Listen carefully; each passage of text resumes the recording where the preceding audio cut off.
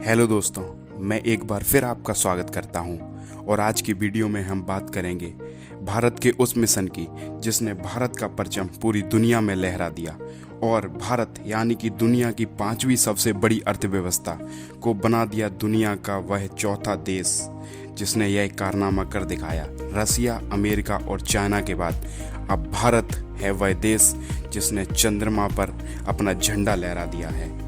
तो दोस्तों, आज की वीडियो में हम सिर्फ चंद्रयान 3 की ही नहीं, चंद्रयान 2 की और चंद्रयान 1 की भी डिटेल में बात करने वाले हैं। और आज हम बात करेंगे भारतीय स्पेस एजेंसी इसरो के उस कठिन सफ़र की जिसमें उसने बहुत सारी चुनौतियों का सामना किया है। और आज हम बहुत सारे सवालों के जवाब लेकर आए हैं इस वीडियो में, जैसे कि हम क्यों चांद पर जाना चाहते हैं, हम क्यों अपनी स्पेस एजेंसी इसरो पर इतना पैसा खर्च कर रहे हैं। बहुत से लोगों ने कहा भारत एक गरीब देश है, फिर भी इसरो पर इतना पैसा खर्च कर रहा है, क्यों? इन्हीं सभी सवालों के जवाब जानने के लिए बनी रहिए इस वीडियो में। और बिना किसी देरी के हम शुरू करते हैं। हम सबसे पहले बात करने वाले हैं चंद्रयान 1 की। 22 अक्टूबर 2008 भारतीय इतिहास में स्वर्ण अक्षरों में लिखी जाने वाली तारीख। इसी दिन हमने आंध्र प्रदेश कि श्रीहरिकोटा में स्थित सतीश धवन स्पेस सेंटर से PSLV XL रॉकेट के साथ चंद्रयान 1 को सक्सेसफुली लॉन्च किया और इसरो ने दुनिया में एक नई पहचान बनाई और चंद्रमा की तरफ अपनी पहली छलांग लगाई। चंद्रयान 1 दो चीज़ों से मिलकर बना था, एक लूनार ऑर्बिटर और दूसरा इम्पैक्टर। खास बात यह है कि यह मिशन पूरी तरह से स्वदेशी था। जैसे ही चंद्रयान 1 के इम्पैक्टर ने मून की सरफेस को टच किया, वैसे ही भारत ने रच दिया इतिहास और बन गया दुनिया का वह चौथा देश जिसने चंद्रमा पर अपना झंडा लहराया। और जब इम्पैक्टर ने मून की सरफेस को टच किया, तब हमें पता चला वहाँ पर बर्फ़ के रूप में पानी मौजूद है और भारत ने चंद्रमा पर कर दी पानी की खोज। और जिस जगह पर इम्पैक्टर ने टच किया था उसको हमने पॉइंट दिया जवाहर पॉइंट। और यह मिशन पानी की खोज करने के लिए ही जाना जाता है। इसकी कॉस्ट लगभग 386 करोड़ रुपए है। चंद्रयान 1 के ऑर्बिटर ने लगभग 1 साल तक चंद्रमा का चक्कर लगाया और बहुत सारी जानकारी दी, लेकिन माना जाता था कि यह ऑर्बिटर लगभग 2 साल तक चंद्रमा का चक्कर लगाएगा और हमें जानकारी देता रहेगा। लेकिन कुछ टेक्निकल इशू की वजह से 10 महीने 6 दिन बाद 28 अगस्त 2009 रात 8 बजे के बाद इससे हमारा संपर्क टूट गया और इसरो ने मिशन ओवर डिक्लेयर कर दिया। लेकिन चंद्रयान ने अपने 312 दिनों के सफ़र में चंद्रमा के लगभग 3000 चक्कर लगाए और हमें 70,000 से भी ज़्यादा तस्वीरें दी, जिसकी मदद से हमें बहुत सारी जानकारी मिली और पानी की खोज करने के लिए जाना जाता है हमारा यह मिशन चंद्रयान 1। इसके बाद इसरो का चांद पर जाने का सफ़र यहीं नहीं ख़त्म हुआ। इसरो ने दोबारा मेहनत करी और ज़्यादा एडवांस टेक्नोलॉजी के साथ हम फिर से तैयार हुए और तैयारी शुरू कर दी चंद्रयान 2 मिशन के लिए।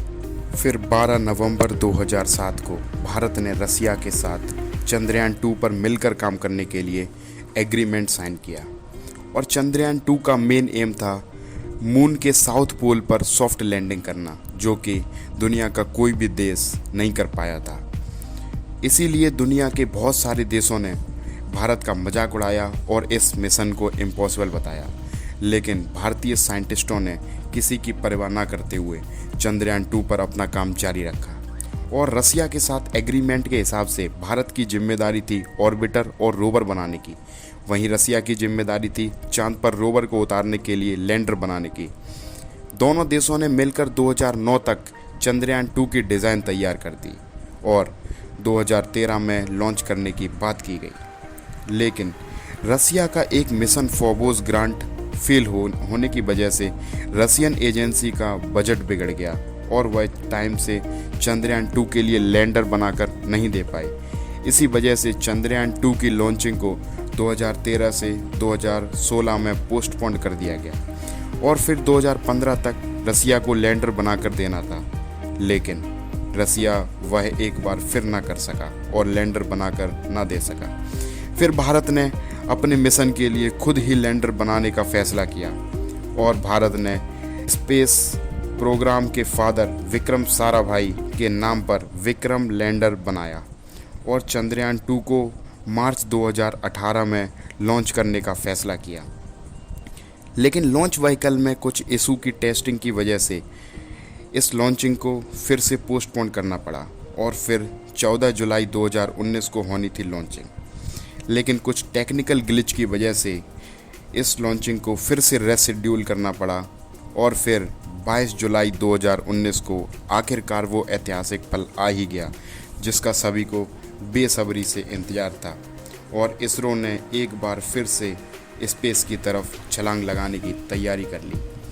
और 22 जुलाई 2019 को दोपहर 2:43 पर आंध्र प्रदेश के श्रीहरिकोटा में मौजूद सतीश धवन स्पेस सेंटर के दूसरे लॉन्च पैड से जियोसिंक्रोनिक लॉन्च व्हीकल मार्क 3 यानी GSLV मार्क 3 की हेल्प से चंद्रयान 2 की सक्सेसफुली लॉन्चिंग हुई। चंद्रयान 2 3 चीज़ों से मिलकर बना था। एक ऑर्बिटर जिसको 7 साल से भी ज़्यादा समय तक चंद्रमा का चक्कर लगाकर बहुत सारी जानकारी देनी है। दूसरा भाग विक्रम लैंडर जिसको चांद पर सॉफ्ट लैंडिंग करनी है और यही इस मिशन का मेन एम। और तीसरा और अहम भाग प्रज्ञान रोवर, क्योंकि इसी को 14 दिनों तक मून के साउथ पोल पर घूमना और बहुत सारा डाटा कलेक्ट करना था। 22 जुलाई को दोपहर 2:43 पर शुरू हुई उड़ान 7 सितंबर 1:50 पर विक्रम लैंडर की सॉफ्ट लैंडिंग के साथ ख़त्म होनी थी। लेकिन हमारा लैंडर मून की सरफेस से थोड़ी ही दूर जहां उसकी लैंडिंग होनी थी पाथ अपने प्लांटेड पाथ से अलग हो गया और लगभग 2.1 किलोमीटर पहले ही हमारा कम्युनिकेशन लैंडर से टूट गया। इसीलिए इस मिशन को पार्शियली सक्सेसफुल बोला जाता है, क्योंकि हमारे इस मिशन में ऑर्बिटर ने अपना काम सक्सेसफुली किया और हमने एक बहुत ही लंबी उड़ान भरी थी, इसलिए यह मिशन लगभग सक्सेसफुल रहा। लेकिन इसको पार्शियल सक्सेसफुल इसलिए कहते हैं क्योंकि हमने मून की साउथ पोल पर सॉफ्ट लैंडिंग नहीं कर पाई। फिर दुनिया ने हमारा बहुत मजाक उड़ाया और बहुत लोगों ने हमारे ऊपर कमेंट किया, लेकिन यह मिशन उस देश का था जिसने कभी हार मानना नहीं सीखा। भारतीय साइंटिस्टों ने इस मिशन को इस सॉफ्ट लैंडिंग ना होने की वजह से जो लोगों ने बातें बोली उसको एक चैलेंज के रूप में स्वीकार किया और इस क्रैश्ड लैंडिंग को सही करने के लिए भारतीय साइंटिस्टों ने कड़ी मेहनत कर एक बार फिर से मून की तरफ छलांग लगाने की तैयारी करी और चंद्रयान 3 पर काम करना शुरू कर दिया। तो अब हम बात करते हैं चंद्रयान 3 की। चंद्रयान 3 चंद्रयान 2 की कमियों से सीखकर बनाया गया है, इसीलिए हमने इसमें और भी बेहतरीन कम्युनिकेशन सिस्टम, थर्मल प्रोटेक्शन जैसी बहुत सारी नई चीज़ें नए तरीके से यूज़ की हैं।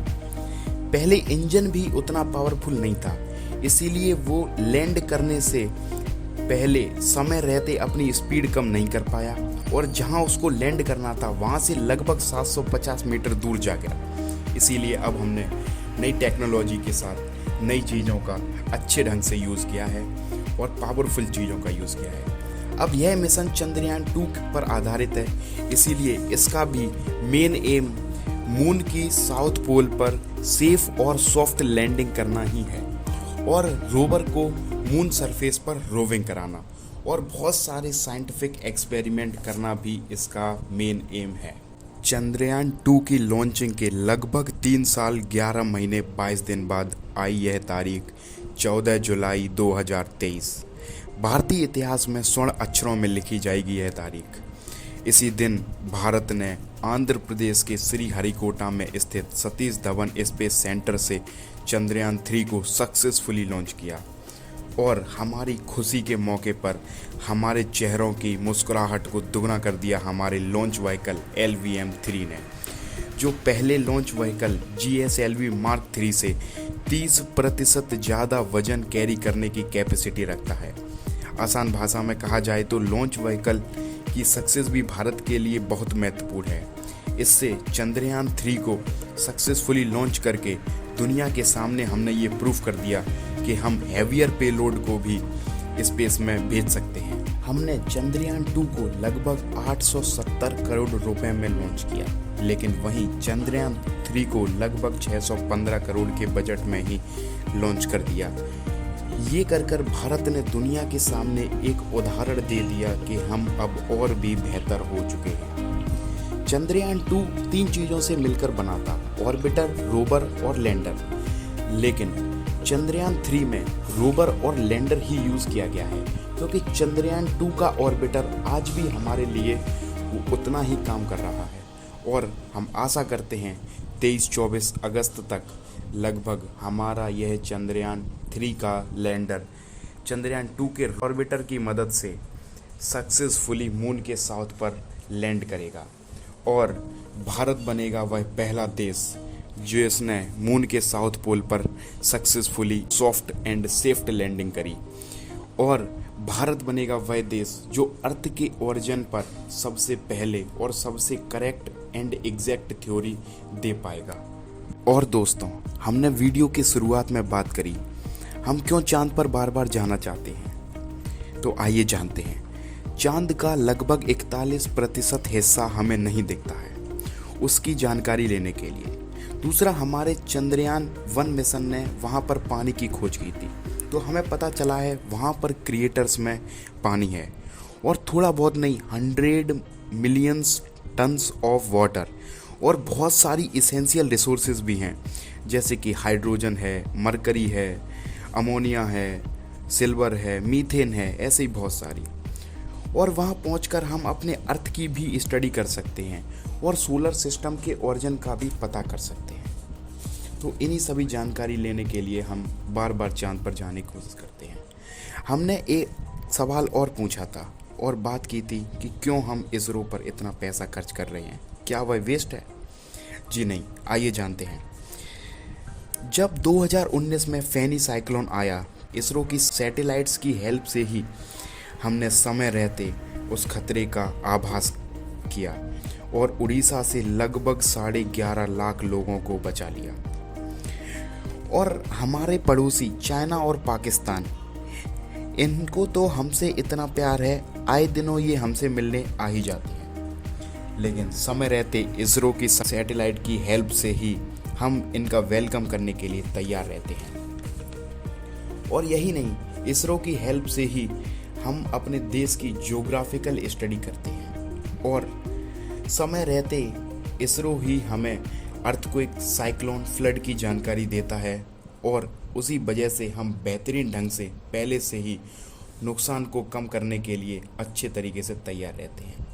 इसरो पर पैसा इसीलिए नहीं खर्च किया जा रहा है कि हमें उसकी हेल्प से एजुकेशनल एंड डिज़ास्टर नॉलेज मिलती है, हम उसकी हेल्प से पैसे भी कमाते हैं। आज तक भारत ने लगभग 28 देशों के लिए 239 सैटेलाइट को लॉन्च किया है। यह दर्शाता है कि दुनिया भारत पर कितना विश्वास करती है और मैं आशा करता हूँ इसी तरीके से भारत आगे बढ़ता रहेगा और इसरो हमारे देश का नाम पूरी दुनिया भर में रोशन करता रहेगा। आशा करता हूँ इस वीडियो में दी गई जानकारी आपको पसंद आई होगी। Thank you so much everyone.